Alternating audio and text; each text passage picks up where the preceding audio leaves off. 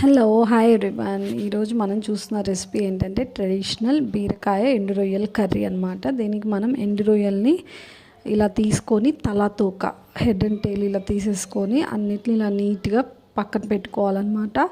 తర్వాత మనం వాటిని హాట్ వాటర్లో పెట్టుకోవాలి. ఏదైనా ఇసుక అవంతా ఉన్న కిందకు వచ్చేస్తుంది అనమాట. సో దాని తర్వాత మనం ఒక ప్యాన్ పెట్టుకోవాలి. ప్యాన్లో కొంచెం ఆయిల్ యాడ్ చేసుకొని మనం ఇలా ఉల్లిపాయలు పచ్చిమిరపకాయలు కట్ చేసుకోవాలన్నమాట. ఆయిల్ కొంచెం హీట్ అయిన తర్వాత ఉల్లిపాయలు పచ్చిమిరపకాయలు యాడ్ చేసుకోవాలి.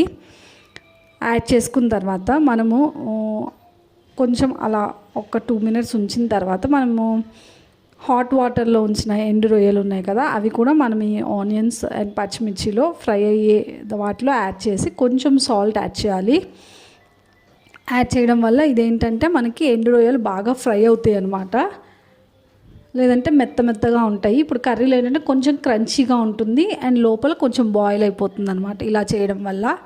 సో చూసారు కదా, కొంచెం బాగా బాయిల్ అవ్వనివ్వాలి. తర్వాత మనం మునక్కాయ యాడ్ చేసుకోవాలన్నమాట. ఎండాకాలంలో మనకి మునక్కాయలు ఎక్కువ దొరుకుతాయి కాబట్టి మునక్కాయ కూడా ఈ కర్రీలో యాడ్ చేసుకుంటే చాలా టేస్టీగా ఉంటుంది. ఇది కొంచెం బాగా బాయిల్ అవ్వాలి కాబట్టి మనం ఫస్ట్లోనే ఆనియన్స్ ఫ్రై అయ్యేటప్పుడే మునక్కాయలను కూడా యాడ్ చేసుకోవాలన్నమాట. బాగా ఫ్రై అవ్వనివ్వాలి. అయిన తర్వాత మనం ఈలోపు ఏం చేయాలంటే బీరకాయలు పీల్ చేసి ముక్కలుగా కట్ చేసుకొని పెట్టుకోవాలన్నమాట. ఇది కొంచెం ఫ్రై అయిన తర్వాత ఆనియన్స్ అండ్ రొయ్యలు అండ్ అలాగే మునక్కాయలు కొంచెం ఫ్రై అయ్యి బాయిల్ అయిన తర్వాత మనము బీరకాయలను యాడ్ చేసుకోవాలి. బీరకాయలు యాడ్ చేసుకున్న తర్వాత సాల్ట్, ఇందాక ఆల్రెడీ సాల్ట్ యాడ్ చేసుకున్నాం. ఇప్పుడు కొంచెం మనం టేస్ట్కి తగ్గట్టు అడ్జస్ట్ చేసుకోవాలి. సాల్ట్ అలాగే పసుపు యాడ్ చేసుకోవాలన్నమాట. చూసారు కదా, బాగా మిక్స్ చేసుకోవాలి. అండ్ బీరకాయలు ఏంటంటే కొంచెం వాటర్ వచ్చేస్తుంది దాంట్లోనే, ఆ వాటర్తోనే మనకి బాయిల్ అవుతుందన్నమాట. మూత పెట్టగానే మనకి ఆవిరికి ఇంకో కొంచెం వాటర్ వచ్చి అవి బాగా బాయిల్ అవ్వాలన్నమాట. ఇలా మధ్య మధ్యలో మనం లిడ్ పెట్టి మధ్య మధ్యలో చెక్ చేసుకుంటూ బాగా బాయిల్ అవ్వనివ్వాలి. అండ్ అలాగే ఈ నీళ్ళంతా ఇంకిపోయేంత వరకు బాగా అన్నీ బాయిల్ అయ్యేంత వరకు ఉంచుకోవాలన్నమాట.